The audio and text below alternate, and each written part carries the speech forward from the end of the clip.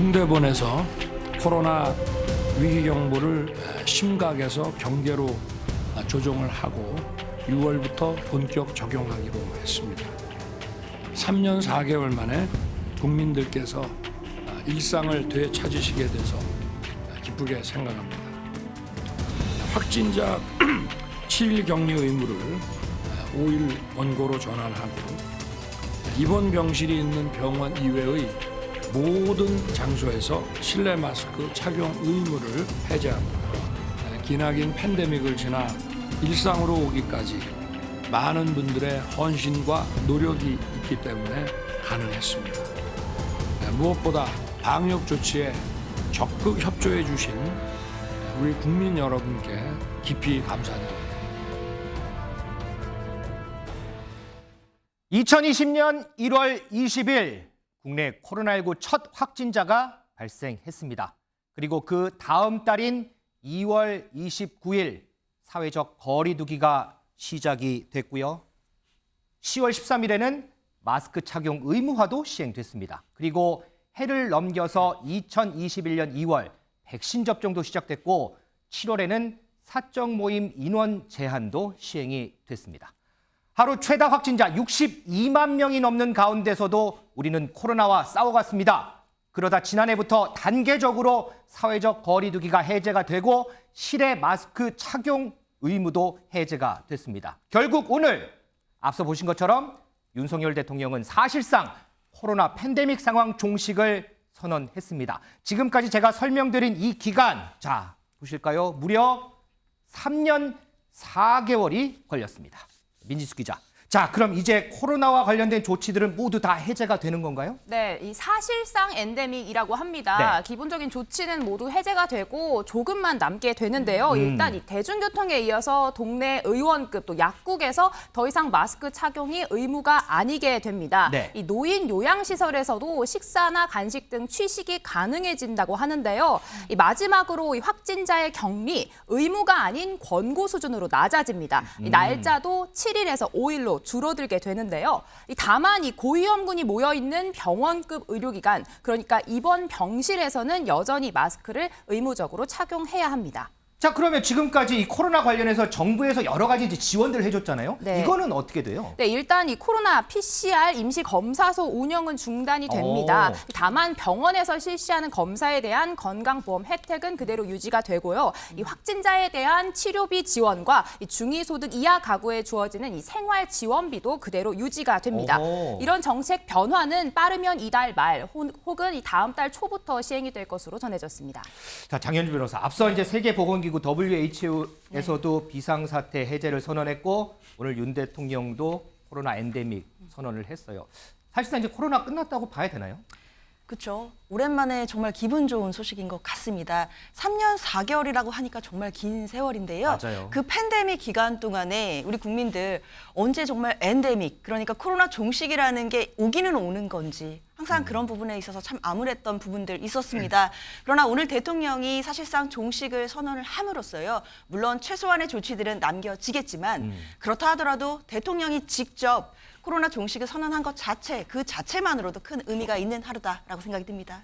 자, 임주혜 변호사. 우리 국민 누구 할 것 없이 정말 3년 4개월간 정말 너무 힘들었잖아요. 자, 그중에서도 참 많이 고생하고 힘들었던 우리 의료진의 수고 잊지 않아야 될 것 같아요. 그렇습니다. 의료진들의 노고, 이 코로나가 처음 시작됐을 때 3년 4개월이나 걸려서 끝날 줄은 아무도 예측하지 그랬죠. 못했을 것 같습니다. 이 기간 동안 의료진들, 의사, 간호사, 간호조무사 여러분들, 그리고 관련 업무를 담당했던 지자체 공무원 분들 모두까지 정말 하나가 되어 열심히 노력했기 때문에 결국 이렇게 엔데믹 선언을 할 수 있었던 것 같고요. 윤 대통령도 오늘 회의에서 이 의료진들의 노고에 대해서 다시 한번 또 감사함을 표한 바 있습니다.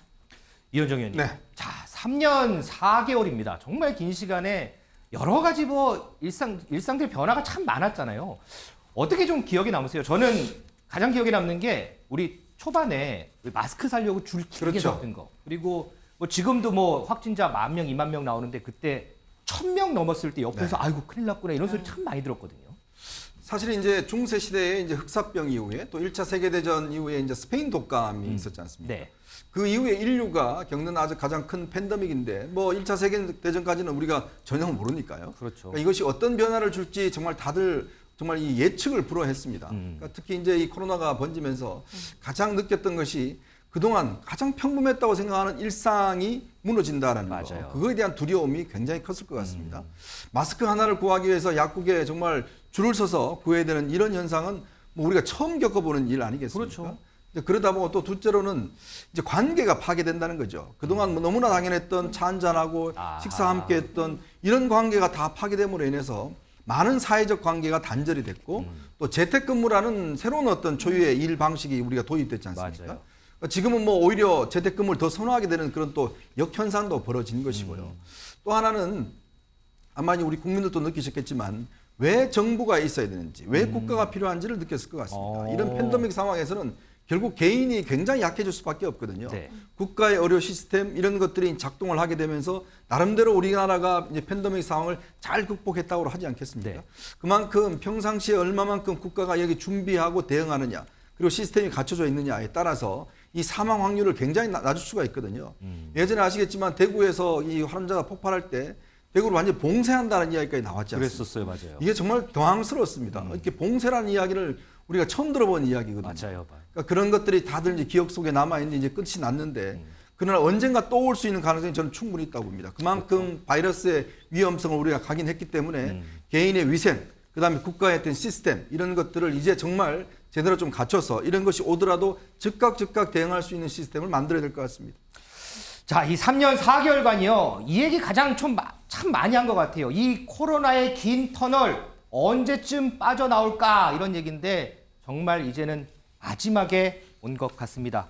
그동안 시청자 여러분 걱정도 많으셨을 것 같고요. 수고도 참 많으셨습니다. 자, 그럼에도 불구하고 앞으로도요. 우리 개인의 건강을 위해서 개인 위생 철저 이 부분은 좀 잊지 않았으면 좋겠습니다.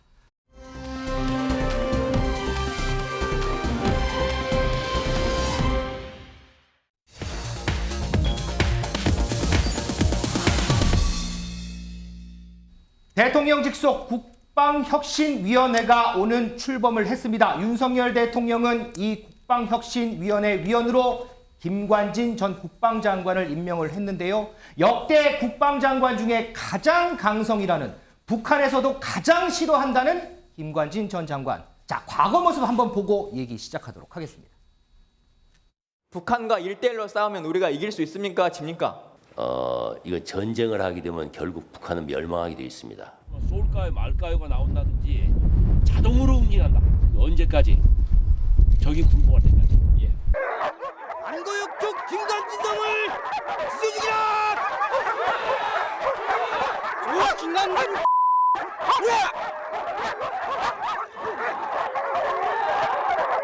이 김관진 역대 괴력 호전광들 가운데에서도 가장 극악한 이 반공화국 대결 광신자, 전쟁 미치광이라고 해야 하지 않겠습니까? 그렇습니다.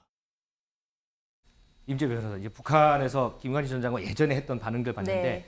김관진 전 장관 하면은 선조치 후보고 이게 가장 유명한 것 같아요. 그 외에도 어록들 참 많잖아요. 김관진 전 장관 하면 사실 어록 부자입니다. 굉장히 유명한 어록들 많이 남겼는데요. 말씀해 주신 것처럼 쏠까요 말까요 묻지 말고 선조치 후보고 하라 많이 알려진 말이죠. 또 적이 항복할 때까지 수십 배로 보복 응징하라 이런 말도 남겼었고요. 또 북한을 향해서는 북한은 미래가 없고 전망도 없는 불리한 국가다 이런 강성적인 발언 쏟아내면서 사실 북한 내에서 가장 싫어하는 남한 인사 중에 하나로 꼽히고 있는 실정입니다. 자, 이현정 의원님. 네. 그런데 이제 시점이 좀 묘한 게 네. 윤석열 대통령이 그제 국무장관에서 정부 기조하고 맞지 않으면 과감하게 인사 조치해라 이런 얘기 했잖아요.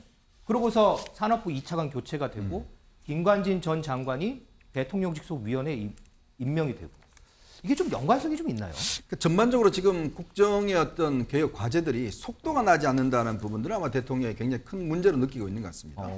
지금 일단 탈원전 이후에 한전의 어떤 문제라든지 또 여러 가지 지금 4대강 문제라든지 등등 여러 가지 문제가 사실 공무원들의 어떤 뭐 저항도 있겠지만 네. 또 장관들의 어떤 능력 부족이라든지 추진력 부족 이런 것 때문에 뭔가 국민들이 가시적으로 지금 느끼는 변화가 나타나지 않고 있다. 이런 어떤 고민들이 전반적으로 깔려 있는 것 같고요. 네. 그 가운데서 이제 김관진 장관을 이번에 대통령 직속 국방혁신위원회 부위원장으로 사실상 임명한 것은 국방 분야 같은 경우는 지금 큰 변화가 있습니다. 뭐냐면 일단은 북한이 이제 핵을 가졌다는 것을 이제 공형식화한 거거든요. 네. 즉 그동안 재래식 위주의 어떤 시스템에서 이제는 핵 중심의 시스템으로 우리 국방이 바뀌어야 되는 시점이고 네. 둘째는 군 자원이 지금 급격히 줄어들고 있습니다. 그렇죠. 군인 그 출산율이 늦춰지면서 실제로 군 자원이 지금 많이 없어진다는 거거든요. 그럼에도 불구하고 지금 우리 군 자체는 굉장히 요즘 뭐 초급 장교들 같은 경우에 뭐 근무를 꺼려한다든지 등등 여러 가지 또 이 젊은이들이 이제 군에 가서 있는 것 자체에 대해서 거부감을 느낀다든지 등 여러 가지 문제가 있는 거거든요. 네. 그러니까 군의 어떤 시스템, 군 시스템을 바꿔주는 거 하고 군 무기의 어떤 첨단화 이런 걸 하고 이런 과제들이 이제 있는데 기존에 있는 국방부나 이런 것만으로는 이걸 도저히 하기 어렵다라는 측면에서 지금 별도의 대통령 직속의 위원회를 두고 네. 그러니까 상징적인 의미 있는 것 같아요. 김관진 전 장관을 이제 임명한 것은 북한이 가장 싫어하는 인물을 가장 전면에 내세운 거거든요. 즉 이번 국방개혁의 기본적인 타켓이 어딘지를 분명히 해주는 효과가 있는 거죠. 이제 그러면서 이제 대통령이 직접 군개혁은 챙기겠다라는 의미가 있는 것이고 그만큼 아마 이제 의지를 강조한 것이다. 저는 그렇게 보고 있습니다. 자, 그런데 공교로운 건요. 이 김관진 전 장관과 윤석열 대통령 과거에 악연이다 이런 말도 좀 나왔었거든요. 그래서일까요? 야당에서는 이거 코미디 아니야? 이런 비판도 좀 쏟아집니다. 그 목소리 좀 듣겠습니다. 참 웃긴 일인데요. 예. 김관진 전 장관은 윤석열 대통령이 서울중앙지검장 시절에 구속시켰던 그때 분이세요. 댓글 공작 관련해서 예. 자신이 구속시켰던 사람을 이제 와서 같은 분야에 혁신위원으로 쓴다는 게 저는 말이 안 된다고 생각하고 사람이 그렇게 없냐라는 말씀 드리고 싶고 심지어 김관진 전 장관은 1심, 2심 대법원 모두 유죄 판결을 받았어요. 정치 관여에 대한 부분들은. 이런 분을 어떻게 우리 군의 혁신하는 업무를 맡기는 건지 정말 코미디 같은 일이고 이번 인사는 저는 극우 보수층을 고려한 인사 아닌가? 그리고 국정 운영에는 단일도 도움 안 되는 인사 참사라고 저는 생각합니다. 임재 변호사. 서울중앙지검장 시절에도 그랬고 그 이전에 평검사 시절에 윤 대통령이 한번 좌천당했었잖아요. 이것도 김관진 전 장관하고 좀 일이 좀 얽혀 있지 않았어요? 네, 그러다 보니 두 사람의 관계를 악연이냐 인연이냐 이런 말이 나오고 있는 것 같습니다. 2013년도로 거슬러 올라가면요. 윤석열 대통령이 당시 박근혜 정부 당시에 이제 국정원 댓글 조작 사건의 수사팀장을 맡았습니다. 이때 수사를 진행하다가 원세훈 국정원장을 이제 공격을 하게 되면서 마찰을 믿게 됐고요. 결국 이때 당시 업무에서 배제가 되게 됩니다. 근데 이제 윤 대통령이 국정감사장에서 나는 외압을 폭로하면서 사람에게 충성하지 않기 때문에 이런 말씀을 드리는 거다. 이런 또 유명한 또 어록을 남기기도 했죠. 그렇죠. 이후 정직 징계를 받았고요. 평검사로 좌천이 되게 됩니다. 하지만 3년이 채 지나지 않아서요. 이제 취임한 문 대통령이 핵심 조직이라고 할 수 있는 서울중앙지검장에 임명을 하게 되면서 또 화려하게 복귀를 하게 됐고요. 다시 국정원 댓글 조작 사건에 대해서 수사를 시작하게 되면서 당시 김관진 전 국방부 장관이 구속 기소된 바가 있습니다. 이 정도면 정말 인연은 인연이라고 할 수 있을 것 같네요. 장윤주 변호사. 그런데 이제 김관진 전 장관 아직 이 사건 최종 판결 안 나왔잖아요. 그래서 지금 복귀하는 걸 두고 여러 시선들이 있는데 뭐 명예회복이라는 얘기도 있고 이거 너무 아직은 좀 부적절한 거 아니냐 이런 시각도 있고 어떻게 좀 보세요? 일단 명예회복이다라는 일각의 이야기들은 너무 좀 섣불리 나간 이야기다라는 생각이 듭니다. 지금 네. 현재 김관진 전 장관 재판 중입니다. 심지어 항소심에서는 2년 4개월의 유죄 판결도 나왔었고요. 대법원에서도 그 댓글 공작 혐의에 대해서는 유죄 취지인 것이고 일부 혐의에 대해서는 무죄 취지로 파기환송해서 지금도 재판이 기속 중이며 언제 확정될지 알 수도 없는 상황입니다. 그런 상황에서 대통령이 위원으로 임명을 했다라고 해서 명예회복이 된다라고 한다면 대통령의 임명으로 재판에 영향을 미칠 수 있겠다는 이야기가 되기 때문에 저는 이건 굉장히 위험한 발언이라고 생각을 합니다. 그것보다는 대통령께서는 야당 대표가 지금 현재 재판 진행 중인 피고인, 범죄 혐의자여서 만나지 못한다는 말씀 하시지 않습니까? 김관진 전 장관 또한 댓글 조작 혐의로 지금 재판을 받고 있는 분입니다. 네. 그런 분을 안보와 관련된 중요한 직책에 임명하시는 것, 내정하시는 것, 이걸 국민들이 보시기에 과연 공정하다, 동일한 선상이다 이렇게 평가하실지 의문이 듭니다. 이현정 의원님, 그럼 뭐 이런 비판이 있음에도 불구하고 어쨌든 대통령 직속위원회 위원으로 임명을 했어요. 자, 그러면 김관진 전 장관 앞으로 좀 어떤 역할을 좀 하게 될까요? 그러니까 이제 이 좀 분리해서 보는 것 같습니다. 그러니까 댓글 사건과 김관진 장관이 가지고 있는 어떤 국방 분야에 대한 전문성. 왜냐하면 이제 김관진 장관은 역대 정부에서 계속 중용돼 왔던 국방 분야의 뭐 최고의 전문가지 않습니까? 네. 그리고 또 어떤 결기를 그동안 많이 보여줘 왔죠. 노무현 정부 때부터 시작해서 합참의장부터 시작해서 쭉 국방부 장관이라든지 요직을 다 거쳤어요. 그렇죠. 그만큼 국방 분야에 대한 어떤 나름대로의 철학과 어떤 관점이 명확히 서 있다는 어떤 측면이 있는 것이고, 또 이 국방 분야에 종사하는 분들 중에서 어떤 김관진 장관에 대한 리더십이 굉장히 좀 있거든요. 이제 그런 측면들을 아마 이제 고려한 거지 않을까 싶습니다. 물론 이제 지금 재판이 진행 중에 파기환송심이 이제 진행 중에 있는데, 아마 그 결과에 따라서 어떤 뭐 실형이 난다든지 하게 되면 사실 민간인 활동을 할 수가 없게 될 수도 있을 것 같습니다. 정부 기관이니까.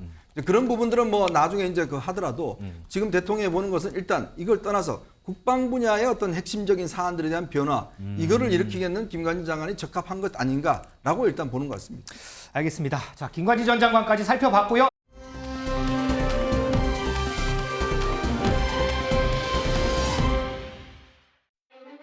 저는 최고위원직을 사퇴하려고 합니다.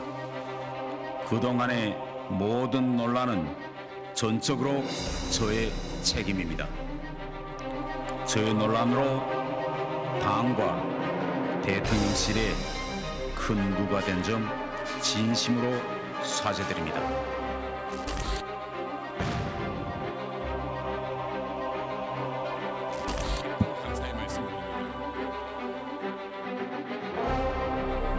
우리 당 일부 최고위원들의 이딴 설화로 당원과 국민들께 심려를 끼쳐 당 대표로서 무척 송구한 마음입니다.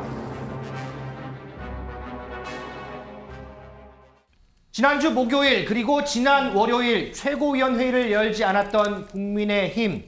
자, 오늘에요. 열흘 만에 이 최고위가 다시 열렸습니다. 앞서 보신 것처럼 김기현 대표는 모두 발언에서 일부 최고위원들의 이 설화에 대해서 사과를 했습니다.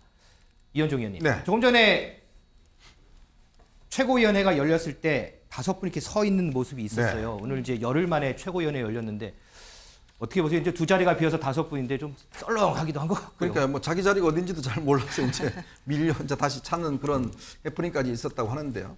어쨌건 집권 여당의 어떤 지도부라 그러면 최소한 이런 발언의 어떤 정치적인 파장 이런 것들도 다 이제 고려해야 되는 상황이거든요. 근데 두 최고위원들 보면 그동안 자신의 발언이 어떻게 영향을 미칠지에 대한 정치적 책임을 저는 물었다고 봅니다. 네. 그 발언의 어떤 옳고 그름을 떠나서 그 발언이 미쳤던 데 대한 이제 정치적 책임을, 그게 사실은 당을 뿌리째 흔들어 버렸거든요. 그만큼의 어떤 정치적 책임을 졌다는 생각이 들고, 두 번째로는 과연 지금 이 김기현호가 어떤 이런 갈등과 당내 문제를 회복하는 속도가 너무 늦다라는 측면이 있을 것 같아요. 즉 너무나 스스로의 어떤 정치력이 좀 떨어지는 게 아니냐. 만약 이번에 어떤 일단 징계를 통해서 일단락되기는 했습니다만은 앞으로도 이런 사안이 생길 경우에 어떻게 할 것인지, 만약 이런 식으로 또 이 리더십이 안 할 경우는 저는 지금 지도부가 정말 그 끝까지 갈 수 있을지 그것조차도 의심스러운 측면이 있는 거거든요. 그만큼 이제는 김기현호가 본인 스스로의 입지를 확보해야 된다. 그러기 위해서는 당내 리더십을 저는 세우는 것이 가장 중요하다 봅니다. 즉 김 대표가 지금 당내에서 본인이 가지고 있는 리더십을 세워야지, 그렇지 않다고 하면 앞으로 이런 일이 저는 또 추가로 발생할 수 있는 거거든요. 그거는 그만큼 김 대표가 뭔가 이제는 좀 희생적이고 리더십을 발휘해야 되는 그 시점에 일단 도마에 올랐다. 그렇기 때문에 아마 주어진 시간은 저는 얼마 없다고 봅니다. 네. 왜냐하면 한 몇 달 정도 이제 해봐서 정말 계속 이 문제가 기촉될 경우는 아마 당내에서 다른 목소리들이 나올 거예요. 김 대표에게는 이번 여름을 보내는 것이 저는 가장 큰 과제가 아닌가 싶습니다. 이진숙 기자, 뭐 당내 리더십도 그렇지만 어쨌든 태영호 최고위원이 최고위원직을 사퇴했기 때문에 이 자리는 채워야 되잖아요. 네. 뭐 어떻게 뭐 선거를 하는 거예요? 어떻게 하는 거예요? 국민의힘 당원에 따라서 30일 이내에 공석을 채우겠다 이렇게 발표를 했습니다. 네. 이 다음 달 9일로 이 보궐선거 날짜를 시한을 잡았는데요. 이 최고위원 후보가 한 명이면 찬성 반대에 이 투표만 하면 되지만 만약에 후보가 여러 명일 경우에는 지난 전당대회처럼 득표율로 한 명을 뽑게 됩니다. 아하. 후보로는 누가 나올까 주목을 주목을 받고 있는데 이준석계 천하용인 4인방이 일단 주목을 받고 있죠. 일단 허은하 의원과 김용태 전 정련 최고위원은 이번 보궐선거에는 출마할 계획이 없다 이렇게 밝혔습니다. 자, 이 부분도 좀 앞으로 좀 관심을 끌 것 같습니다. 어제 국민의힘 윤리위원회가요, 태영호 의원, 김재원 최고위원에 대해서 이 징계 수위를 확정을 했죠. 태영호 의원 당원권 정지 3개월, 김재원 최고위원 당원권 정지 1년의 징계가 내려졌습니다. 이 부분 좀 집중적으로 좀 보겠습니다. 자, 먼저 이현정 의원께 질문 드릴게요. 자, 두 사람 다 중징계가 예상이 되는데 어쨌든 결과는 태영호 의원은 3개월, 김재원 최고위원은 1개월, 차이가 좀 커요. 네. 어떠세요? 이게 태영호 의원이 최고위원직에서 내려온 게 가장 큰 게 작용을 한 거겠죠? 그렇죠. 우리도 이제 재판하다 보면 감경 사유가 있지 않습니까? 뭐 반성하고 뭐 서약서 쓰고 뭐 등등 감경 사유가 있는 거거든요. 네. 그러니까 태영호 지금 의원은 그걸 했지 않습니까? 본인이 일단 최고위원 사퇴했기 때문에 아마 윤리위에서 감경 사유에 해당한다. 제가 알기로는 아마 사퇴를 하지 않았으면 6개월 이상의 중징계를 내릴 가능성이 높다고 봅니다. 지금 왜냐하면 내년 4월 총선이 1년도 안 남았잖아요. 그렇죠. 그러면 총선 공천이 뭐냐면 최소한 한 두세 달 전에는 당원작이 있어야 되거든요. 맞아요. 근데 지금 김재원 최고위원은 1년이기 때문에 내년 그 총선에서 만약에 지속된다 그러면 공천 자격이 없습니다. 그러니까 공천 받을 수가 없게 돼 있어요. 그렇게 되면 이제 본인은 탈당을 해서 무소속으로 출마하는 방법밖에 없는 상황인데, 그러니까 정치적인 어떤 이 생명이 사실상 굉장히 위험해진 상황에 있죠. 그렇죠. 그렇지만 태영호 의원은 공천받을 자격은 생긴 겁니다. 그렇지만 과연 지금 지역구에서 공천받느냐, 그거는 확답할 수 없어요. 어차피 공천 심사도 또 받아야 그렇죠. 하고요. 그러나 이 문제가 굉장히 저는 걸림돌이 될 겁니다. 3개월이 받은 게 자체가 아마 지금 있는 지역에서 계속 공천받는데 큰 걸림돌이 될 수 있을 겁니다. 그래서 아마 일각에서는 이미 지역구를 다른 곳으로 옮긴다는 이야기도 있어요. 아, 벌써 그런 얘기가 나와요? 이미 뭐 인천 쪽으로 옮길 생각이다라는 이야기도 있는 것은, 지금 강남 같은 경우는 사실은 뭐 국민의힘에서는 일단 굉장히 유리한 지역 아니겠습니까? 그렇죠, 뭐. 유리한 지역에 공천, 징계받은 사람을 2번 공천 준다는 건 있을 수 없는 일이거든요. 그래서 아마 본인도 그런 것들 등등을 고려해서 일단 출마는 한번 해보자라는 생각에서 아마 저는 사퇴를 한 것 같고, 그런 측면에서 아마 윤리위원회가 그 부분을 감안했는데, 모르겠습니다. 김재원 최고는 이제 앞으로 어떻게 할지 최고위원 사퇴를 안 했거든요. 그건 아마 앞으로 본인의 정책 행보에서 좀 중요한 갈림돌이 될 것 같습니다. 우리 장현주 변호사는 민주당 법률위원회 부위원장 맡고 계시잖아요. 네. 그 관점에서 보셨을 때 이번 징계 수위 어떻게 좀 보세요? 일단 태영호 의원이 뭐 이전에 사퇴를 하면서 징계 수위가 낮아진 부분에 대해서 대통령실이라든지 뭐 지도부와 전혀 협의는 없었다라고 이야기를 밝히고는 있습니다. 뭐 그런 얘기 있어요. 네. 그렇지만 좀 고개가 갸우뚱하는 지점이, 일단 태영호 의원이 굉장히 강경하게 기자회견을 했었거든요. 본인은 절대 굽히지 않겠다. 그런데 갑자기 돌연 그 최고위원직을 사퇴하는 부분, 이 부분에서 모종의 뭔가 이야기가 있지 않았겠느냐라는 이야기들이 지금 나오고 있는 상황입니다. 그리고 또 한 가지는 징계가 3개월의 이제 징계인 건데요. 사실 이 문제가 됐던 태영호 녹취록에는 이른바 이제 대통령실이 공천에 개입한 거 아니냐라는 중대한 범죄 혐의, 이 부분이 부각됐던 측면들이 있었습니다. 물론 태영호 의원의 주장과 대통령실의 주장을 합해보면 태영호 의원이 대통령실의 정무수석이 하지도 않은 말을 본인이 거짓으로 했다는 것으로 일단락이 되는 것 같은데요. 그런데 그걸 대통령실 입장에서 보자면 태영호 의원이 대통령실에서 하지도 않은 말을 꾸며내서 하는 바람에 대통령실이 공천에 개입한다라고 하는 중대한 범죄 행위에 지금 연루가 돼 있는 것으로 또 국민들께 의혹을 풍기게 된 것이고, 그것 때문에 공수처에 고발도 된 상태입니다. 네. 대통령실 입장에서는 굉장히 범죄 행위에 연루된 거 아니냐라는 의심을 받게 했기 때문에 굉장히 곤란에 빠뜨리게 한 거거든요. 그렇다고 한다면 아무리 자진 사퇴를 했다라고 하더라도 3개월로 당원권 정지가 감소된 것 자체는 징계가 너무 약하지 않냐라는 이야기가 나올 수밖에 없습니다. 그렇기 때문에 태영호 의원의 사퇴와 뭔가 이 징계를 낮춰주는 부분, 그래서 다음번 공천에 어느 가능성 열어주는 부분에 대해서 어느 정도 얘기가 있는 것이 아니겠느냐, 이런 또 합리적인 의심들이 나오는 것 같습니다. 자, 그래서요, 이 국민의힘 내부에서도 이번 징계 수위를 두고 여러 가지 얘기가 나오는데, 특히나 이 태영호 의원의 징계 수위를 두고 이런저런 얘기들이 나옵니다. 그 목소리 좀 듣고 오겠습니다. 이진복 태영호 사이에 녹취록은 제가 있는지 잘 모르겠어요. 그런데 이 문제가 박근혜 전 대통령이 2년 징역형을 받은 거고, 그렇죠. 윤석열 대통령이 당시에 수사 책임자였습니다. 불법 공천 개입. 이거는 태영호 의원이 이제 갑이 된 거예요. 만약 자기한테 공천을 안 주면 아니 이거 사실이었다라고 언젠가 뒤늦게 이야기를 해버리면 어떻게 됩니까? 출마는 그 누구나 자유가 있죠. 그런데 그게 이제 다시 강남갑의 공천을 줄 수 있느냐, 그건 별개의 문제겠죠. 강남갑이면 한국의 이제 보수 세력의 상징인 곳인데 네. 최영호 의원을 거기 보낸 것은 일종의 이벤트 공천에 불과했죠. 이현정 의원님, 네. 여러 가지 얘기 들어봤는데 그 중에서 유승민 전 의원이 했던 발언 한번 네. 평가해 볼게요. 태영호 의원이 폭로전을 펼칠 수가 있기 때문에 앞으로 갑이 됐다. 그거 어떻게 좀 보세요? 글쎄 과연 그게 모르겠습니다. 일단 지금 현재 뭐 이준복 수석도 이야기를 한 적이 없다고 그러고 네. 이게 뭐 녹취록이 있으면 모르겠습니다만은 그러나 과연 이게 그 어떤 면에서 갑으로서 할 수 있는 카드가 될까? 뭐 태영호 의원이 지금 현직 의원이고 본인도 이 뭐 어떤 여건에서 계속된다고 했을 때 본인이 그런 불리한 카드를 제시를 할까요? 저는 그렇게는 보지는 않거든요. 지금 아마 본인이 지금 이 주장한 바에 따르면 여러 가지 이제 공천 때문에 이제 그 보좌진들 어려움을 겪고 있으니까 그걸 확인해주게 이야기를 했다고 그러는데 사실 이준복 수석도 본인도 지금 출마를 생각하고 있는 분이고 본인도 지금 공천이 어떻게 될지 모르는데 거기서 공천 이야기를 했다는 것 자체는 이 세상의 정치권의 이 헛말이 어디 있습니까? 다 퍼져나갈 수밖에 없는 거거든요. 그런 면에 저는 좀 이 가능성이 좀 낮은 게 아닌가 또 그렇게 보고 있습니다. 자, 태영호 의원은 좀 그렇고요. 더불어서요, 이 당원권 정치 1년 징계를 받은 임재원 최고위원의 행보도 좀 궁금해집니다. 임재 변호사. 사실상 1년이면 이제 내년 총선에서 국민의힘에서는 공천을 못 받아요. 자, 그러면 앞으로 1년 어떻게 될까? 뭐 여러 가지 상황들이 좀 있을 수 있지 않겠습니까? 결국 김재원 전 의원이 할 수 있는 선택지는 3가지 정도로 추려볼 수 세 있을 것 가지요? 같습니다. 첫 번째, 그냥 수용하는 거죠. 징계를 수용하고 조용히 자숙하는 시간을 갖는다. 첫 번째 안이 될 것이고요. 두 번째는 이제 법적으로 불복을 할 수도 있을 것 같습니다. 가처분 등 조치를 취하면서 이 징계에 대해서 불복해 볼 수 있을 것이고, 마지막 안은 홍준표 대구시장처럼 이제 탈당 후에 무소속으로 출마하는 그 방안도 생각은 해볼 수 있을 것 같은데, 그렇다면 어디에 출마할 수 있을지 이 부분도 좀 고민을 해봐야 되는 지점이겠죠.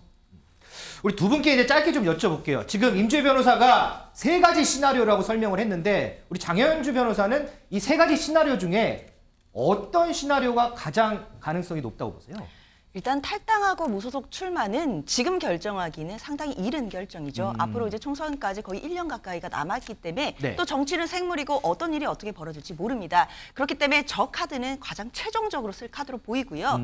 일단 그냥 수용할 것 같지는 않습니다. 적어도 재심 절차가 윤리위원회에 있기 때문에 재심이라도 청구를 해서 이 부분에 대해서 본인이 좀 불합리하다라는 부분들을 강조할 것으로 보이고요. 그러면서 동시에 본인을 지지하는 당원들 그리고 지지층들에게 좀 호소를 해서 또 결집 효과를 노릴 가능성도 있어 보입니다. 아하. 이현정 의원은 어떤 시나리오를 가장 저는 아마 보세요? 법적 조치는 안 할 거로 봐요. 안 할 거로 왜냐면 보세요? 어차피 결론이 뻔하다. 해봤자 별 이득이 없다라는 생각이 들고 이제 문제는 사실은 김재원 전 최고위원이 그동안 보면 선거가 있을 때마다 다 나왔거든요. 그러니까 그것 때문에 좀 너무 조급한 게 아닌가라는 지적들이 많았습니다. 그러니까 그러다 보니까 이번에도 좀 이게 무리를 한 게 아닌가, 정광훈 목사하고 너무 가까워졌던 거 아닌가는 그런 지적들이 있는데 저는 아마 시나리오로 본다면 3번째가 가장 가능성이 있을 것 같아요. 그러세요? 내년 총선이 되면 아마 여러 가지 이제 공천에 관련된 변화가 있을 겁니다. 그러겠죠. 자, 공천에 탈락한 분들이 또 뭐 무소속으로 연대를 만들 수가 있는 것이고 정치라는 게 항상 그런 가능성이 있으니까 그런 측면에서 아마 이제 차기 이제 대구 경북 지역에서 만약에 이제 새로운 어떤 정당이나 새로운 무소속 연대 움직임이 있을 경우에 아마 거기에 본인이 좀 몸을 담을 가능성도 저는 있다고 봐요. 그럴 가능성도 좀 크다고 그렇죠. 보세요? 당분간은 아마 계속 관망할 겁니다. 아직 뭐 지금은 워낙 뭐 압도적이니까 그렇지만 이제 올 후반기 내년쯤 되면 공천 관련된 여러 가지 이야기 나오고 탈락자가 생길 것이고 그 탈락자들의 또 움직임이 있을 것이고 그때 아마 저는 뭔가 결정하지 않겠는가. 아마 본인은 지금 머릿속에는 아마 아직까지는 큰 생각은 없을 거예요. 제가 퍼뜩 든 질문인데 조금 전에 말씀하셨던 대북 경북 지역에 무슨 물결이 있을 수도 있다고 하는데 네. 그런 가능성은 어떻게 보세요? 그러니까 지금 최경환 전 경제부총리가 지금 출마설이 있습니다. 그리고 우병우 전 민정수석도 지금 고향에서 출마한다는 이야기가 있어요. 네. 그러니까 등등 그런 걸 보면 지금 대구 경북 지역에서 무조건 출마한다는 분들이 꽤 있거든요. 역대 정부에 이 박근혜 정부 때 이랬던 분들이 이분들이 과연 당에서 공천을 줄 건가? 만약 공천 안 받을 경우에 못 받을 경우에 뭔가의 어떤 연대를 형성할 수 있는 가능성 저는 그것도 보고 있거든요. 그런 면에서 아마 내년 되면 정치형이 조금 변화가 있지 않을까 생각이 듭니다. 자, 어쨌든 이 징계 수위가 결정이 됐어도 당분간 시선은 이 두 인사에게 좀 쏠리지 않을까 그런 생각도 좀 해봅니다.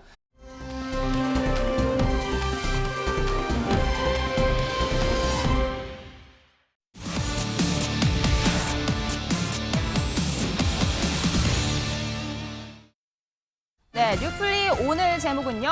홍잘알 이재명 회심의 미소입니다. 어제 멀리 대구까지 홍준표 시장을 만나러 찾아갔던 이재명 대표. 이렇게 나란히 옆에 앉아서 이야기를 나눴는데요.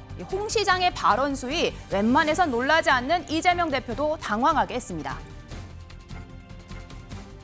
윤석열 정권이 대부분 정치를 잘 모르는 사람들이 대통령실이 있어요. 네. 그렇지 않습니까? 제가 뭐 남의 당 얘기를 대놓고 그러니까 하기가 좀. 장 대표가 좀 옹졸해가지고 좀 이야기하니까 상고문도 해촉하고 그러잖아요. 상고문 해촉된다고 해서 내가 할 말을 못하고 할 사람은 아니거든요. 근데 그걸 모르는 모양이야. 그거 문제되는 사람들은 민주당은 적극 탈당해서 당의 부담을 덜잖아요. 근데 우리 당은 그래 안 하잖아요. 얘들이 욕심만 가득 차가지고. 네, 어제 이 만남 이재명 대표가 먼저 제안을 했다고 하는데요. 철저하게 계산된 만남이었다는 이야기도 나옵니다. 이재명 대표가 홍준표 시장을 너무 잘 알았던 것 같습니다. 아마 이재명 대표가 회심의 미소를 짓고 나오지 않았을까. 네, 그래서 홍준표 대표께서는 제가 보기에는 이재명 대표가 의도했던 정치적 목적을 다 달성해 주신 것 같습니다. 네, 이용호 국민의힘 의원이 홍 시장 발언에 대해서 밖에 나가 집안흉을 보는 마음 꼬인 시아버지 같다 이렇게 촌평을 했습니다. 이 대표에게 보기 좋게 이용당한 꼴이라고 비판하기도 했는데요. 이 홍 시장의 발언 TPO가 맞지 않았다라는 여당의 지적이 이어졌습니다. 표 시장님을 보면 어떨 때는 참 똑똑해요. 정말 감탄이 나올 정도로 똑똑한데 어떨 때는 굉장히 모질아요. 이제 그러니까 좀 사리 분별력이 상당히 떨어지는 때와 장소에 따라서 이제 달라져야 되는 거죠. 그게 정치고. 네, 이럴 거면 야당 대표 대통령이 먼저 불렀어야 한다는 볼멘 소리까지 나왔습니다. 좀 지난 1년에 대해서 민심이 딱 성적표가 나와 있잖아요. 그렇죠. 그러면 좀 반성하고 오늘 같은 날 좀 그 장관들이나 뭐 당대표 이런 사람들하고 점심 먹을 게 아니라 오늘 같은 날 이재명 대표 불러가지고 점심 먹고 이랬으면 어떻겠느냐 싶어요. 네, 홍 시장 당 대표에 대한 서운함과 이 대통령실의 정치력 부족은 팩트라면서도 이 문제는 대통령도 이 한동훈 장관도 아니라는 점을 강조했습니다. 대통령은 사법 절차를 관장을 하고 있는 사람이기 때문에 금범죄라고 기소된 사람을 어떻게 만나요? 그럼 만나면 범죄 디일한다고 할 건데? 아니 그러니까 만날 수가 없어요. 네, 어제 윤 정부 1주년 이 타이밍이 조금 절묘하긴 했지만요. 이 사실 야당 대표와 대구시장의 만남 처음은 아닙니다. 분위기는 사뭇 달랐는데요. 지금은 적과 동지밖에 없죠. 네. 점점 그리 돼가는 것 같습니다. 양쪽이 당이 다 그래요. 왜 우리는 아닙니다. 에이, 똑같죠. 우리는 만나서 얘기하자고 하잖아요. 똑같죠. 이제 가시죠. 네. 문재인 대통령 만나러 가시죠. 제가 시장님 만나러 가요.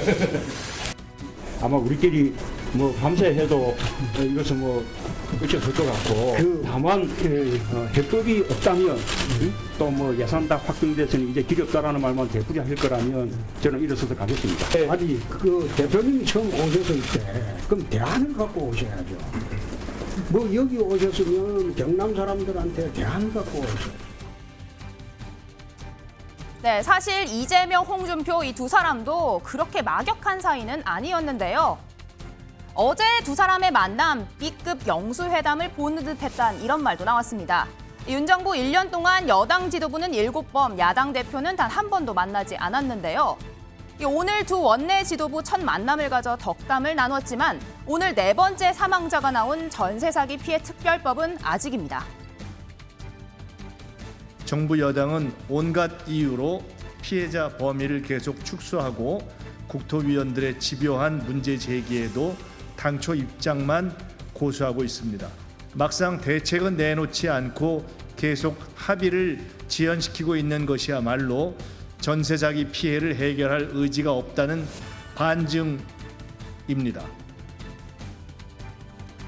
네, 이현정 의원님, 이재명 대표와 홍준표 시장 과거에는 서로 뭐 인생을 막 살았다, 트럼프다 이런 거의 막말을 주고받던 사이였는데 어제 이 장면 어떻게 보셨습니까? 아마 두 사람 다 다음 대선 때는 우리 둘이지요? 라는 어떤 그런 모습을 좀 연출하려고 했던 게 아닌가라는 생각이 듭니다. 자, 홍준표 지금 시장 같은 경우도 뭐 여권 내에 지금 많은 주자들이 있죠. 네. 자, 그런 주자들 중에서 이제 당신과 싸울 사람은 납니다라는 아하. 어떤 이 부각 효과. 이재명 대표도 그동안 한 번도 이 여당 사람들 만난 적이 없는데 홍준표 시장이 만나준다고 그러니 본인도 뭔가 거기에 대응하는 서로 간의 윈윈적인 만남이었다는 생각이 드는데 한편으로 보면 홍준표 시장은 좀 지지층 내에서는 좀 마이너스 효과가 있을 것이다. 왜냐?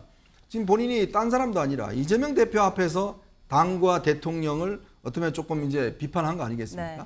근데 홍준표 시장이 그동안 항상 문제가 뭐냐면 당의 어떤 보수의 주류에 대한 지지 이것 자체가 상당히 약한 측면이 있는 거거든요.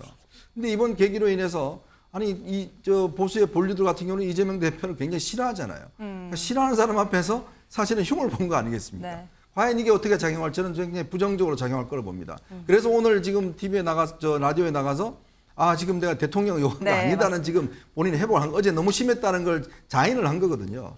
그런 면에서 이제 유승민 전 대표도 그렇고 점점 이제 여권 내부에서도 주자들의 자기 부각이나 움직임이 좀 활발하게 이루어지게 있는 게 아닌가 저는 그렇게 보고 있습니다. 네, 장현주 부위원장님은 어떻게 보셨어요? 윈윈 얘기를 하셨는데 네. 정치 9단 홍준표 시장입니다. 이재명 네. 대표가 만나자고 하긴 했지만 승자 누구라고 보세요? 사실 저는 어제 만남의 그 승자는 저 두 분 말고 윤석열 대통령까지 껴서 순위를 좀 나눠봐야 된다고 생각이 듭니다. 1위는 단연 이재명 대표일 것 같습니다. 이재명 대표 어제 윤석열 대통령 취임 1주년이었거든요. 1주년에 홍준표 시장을 만나서 과거에는 서로 간에 격한 말로 감정 다툼도 있었지만 그렇다 하더라도 정치인들이 필요할 때는 협치할 때는 만날 수도 있다라는 좀 통 큰 모습 보여주면서 윤석열 대통령이 1년 동안 야당 대표 만나지 않는 부분을 조금 더 대비해서 보여준 것 같습니다. 2위는 홍준표 시장이라고 할 수 있을 것 같은데요.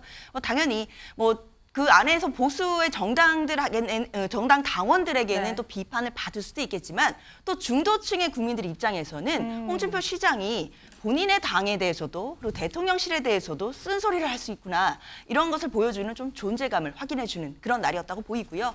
3위라고 한다면 윤석열 대통령일 텐데 취임 1주년임에도 1주년 기자회견도 없었고 신년 기자회견도 없었기 때문에 불통 아니냐라는 비판을 받는 중에 이재명 대표의 저런 또 홍준표 시장과의 회동의 모습들이 대비가 되면서 윤석열 대통령이 야당 대표 안 만나고 있는 것 너무하는 거 아니냐라는 국민 여론 조금 더 확대될 것 같습니다. 네, 이현정 의원님, 대통령에게 마이너스가 될 것 같다 평가해 주셨는데 그럼 어제 만남으로써 홍 시장 여당 지도부와는 이게 돌아올 수 없는 강을 건넌 게 아니냐 이런 해석도 나오는데 어떻게 보십니까? 그렇죠. 지금 굉장히 저는 김기현 대표와 사이도 좋지 않고 껄끄러운 관계가 될 것 같습니다. 그러므로 또 아까 제가 말씀드렸듯이 지도뿐만 아니라 여당 지지층들과도 상당히 좀 각이 서버리는 그런 상황이 될 수 있을 것 같아요. 최근에 홍 시장의 행보를 보면 조금 조급하신 거 아닌가 저는 느낌이 솔직히 있습니다. 그러니까 지금 대구시장을 맡고 있어서 그런지 모르겠지만 계속 중앙정치 이슈에 대해서 본인이 지금 개입을 하고 있거든요. 아직 시간은 많이 남았습니다. 근데 오히려 이제 어떤 본인의 대구시장으로 성과를 가지고 해야 될 텐데 너무 중앙정치에 본인이 깊숙이 개입하다 보면 이것 또한 역풍도 불 수가 있다. 또 이런 생각도 드네요. 네, 마지막 질문입니다. 장현주 부위원장님. 어제 여야 정치인이 만나서 좀 기묘한 모습이긴 그렇죠. 하지만 화기애애했습니다. 윤 대통령 취임 2년 차에는 조금 이런 모습 더 보여줄 거라고 보십니까? 보여줬으면 하는 게 국민들의 기대일 거고 그게 정치권의 기대를 하는 국민들의 마음일 거라고 생각이 듭니다. 대통령께서 한일 관계 정상화를 위해서 통 큰 결단도 하시지 않았습니까? 그렇다면 야당 당대표와도 만나는 것 통 크게 결단해 주시기를 기대해 보겠습니다. 네, 말씀 잘 들었습니다.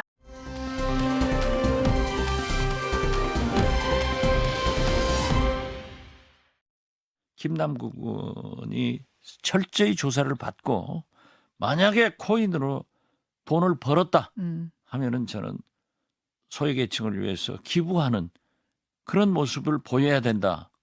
저는 어떻게 됐든 가상화폐, 코인 이건 국민이 납득 안 해요. 기부해라. 거기서 번수익이 있다면? 그렇죠. 그것이 국회의원의 자세죠. 출세도 하고 돈도 벌고 이건 도둑이지.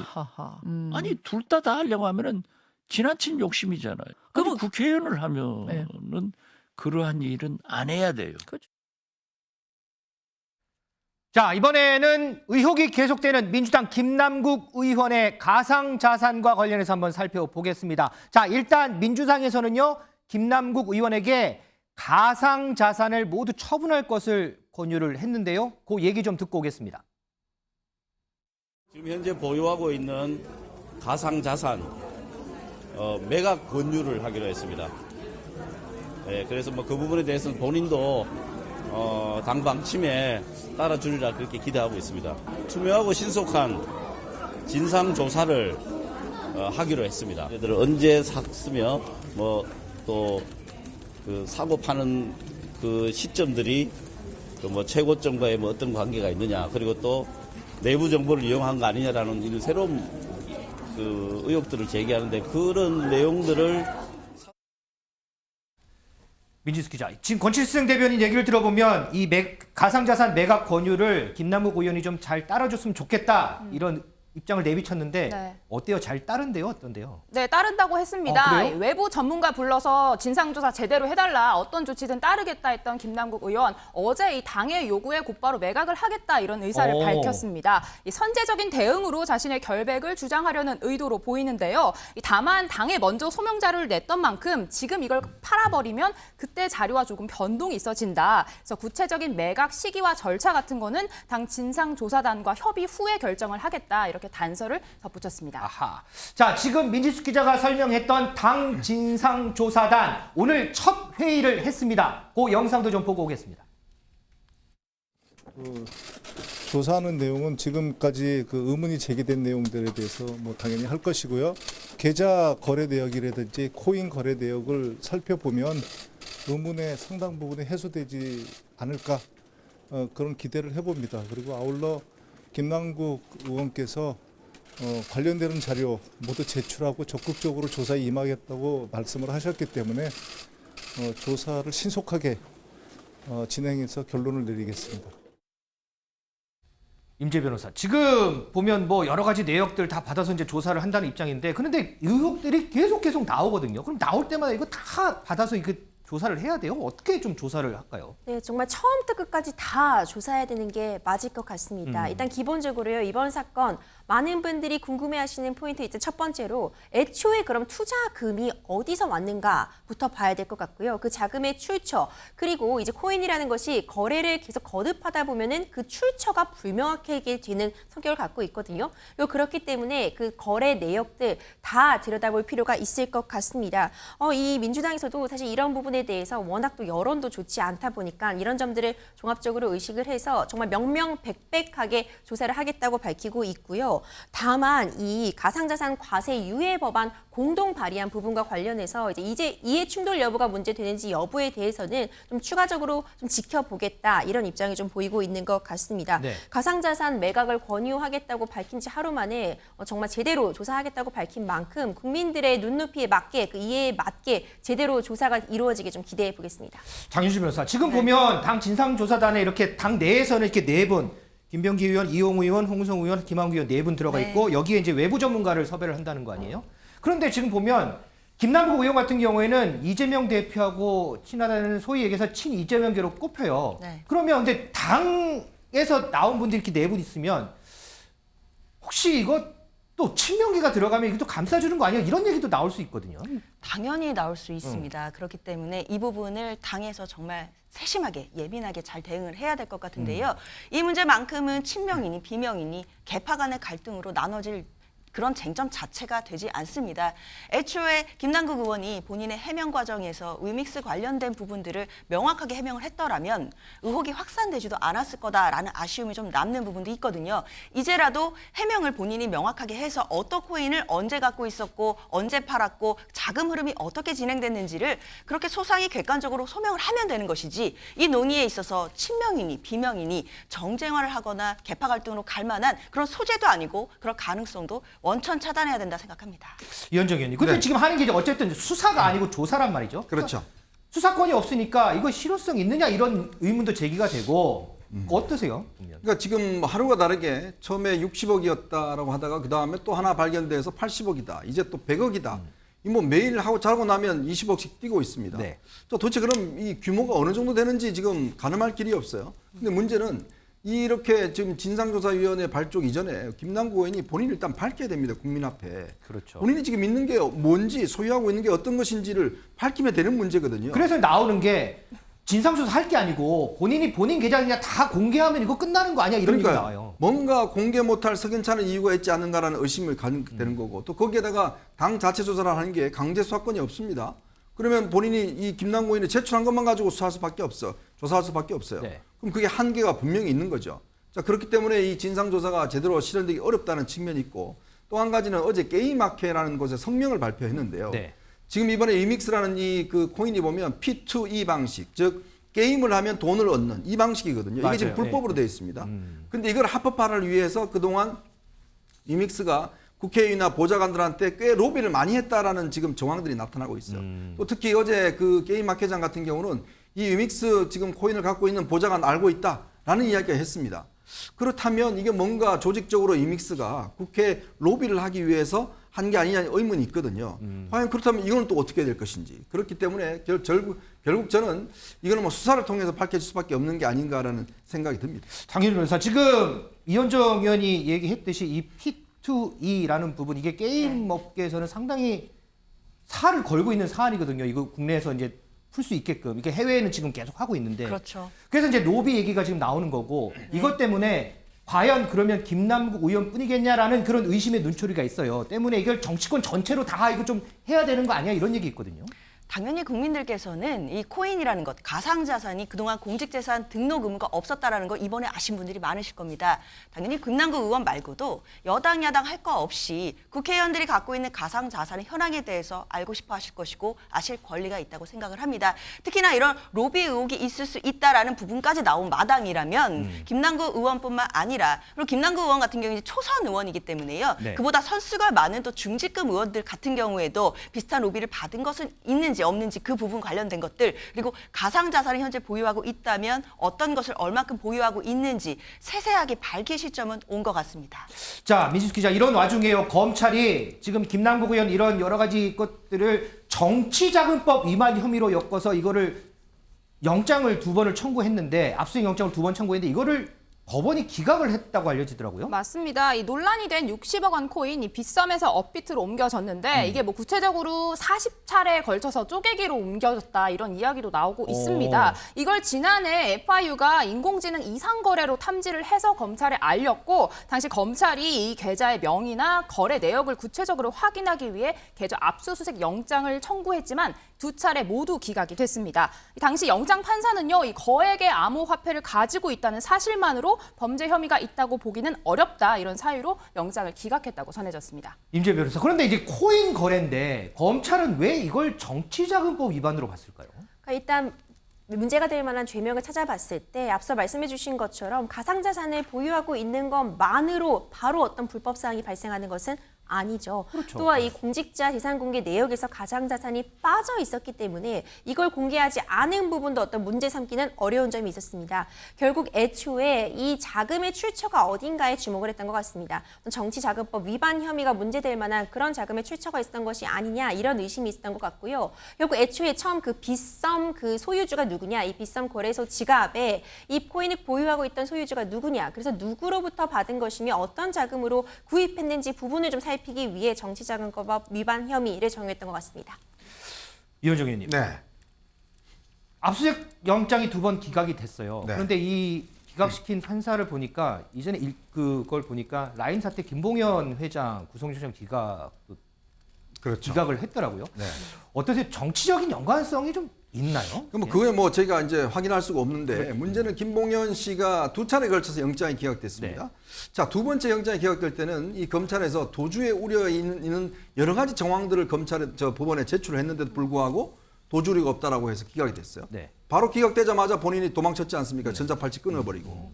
자, 그런 걸로 비춰보면 지금 법원이 이 판단에 있어서 지금 우리가 주목하는 거는 많이 있다는 게 아니라 수상한 거래, 아까도 김민수 씨가 이야기했지만 새벽에 수십 차례 걸친 이 이전 이런 것들이 등등이 있다 보면 이게 이제 FIU나 그다음에 거래소에서 AI로 이거 지금 뭔가 거래가 뭔가 비정상적이다라는 측면이 있는 거거든요.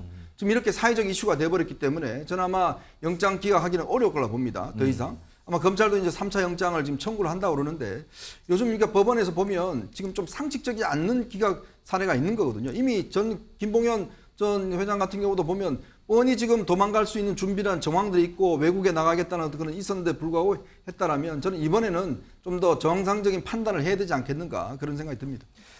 장혜주 변호사, 지금 이재명 대표한테 기자들이 아침마다 매번 물어봐요. 김남국 의원에 대해서. 이전에 이제 돈봉투 관련해서도 물어봤을 때 다른 얘기하고 그랬는데 요즘 계속 언급이 없거든요. 왜 그럴까요?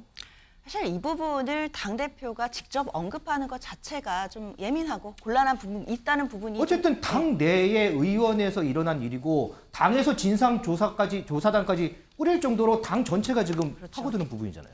그렇죠. 그렇지만 일단 진상조사단에게 일단 일임해둔 상태이고 이 부분에 대해서 김남국 의원이 어떻게 해명하는지를 좀 더 살펴본 후에 그 다음에 당대표로서 언급을 하는 것이 더 적절하다라는 판단을 한 것으로 보입니다. 그리고 또 일각에서는 김남국 의원과 또 이재명 대표의 여러 가지 친분을 묶어서 또 이재명 대표가 이 부분에 대해서 알고 있었냐 뭐 이런 이야기까지 지금 나오고 정치적인 공세가 좀 심해져 가는 상황이기 때문에요. 일단 가장 중요한 건 김남국 의원이 이 부분에 대해서 자신의 계좌를 명확하게 해명하는 것, 그것부터 모든 문제점을 해결하는 실마리가 되겠습니다. 자, 지금 보면 민주당 내에서 오는 일요일 날 이 끝장 토론식 의원총회를 한다고 하죠. 그런데 벌써부터 당 내에서는 이 김남국 의원과 관련해서 이런저런 얘기들이 참 많이 나오는 것 같습니다. 저희가 오늘 준비했는데 시간상 전해드리지 못하는데 과연 이런 의견들이 오늘 일요일 의원총회에서 어떻게 반영이 될지 저희도 함께 좀 보겠습니다.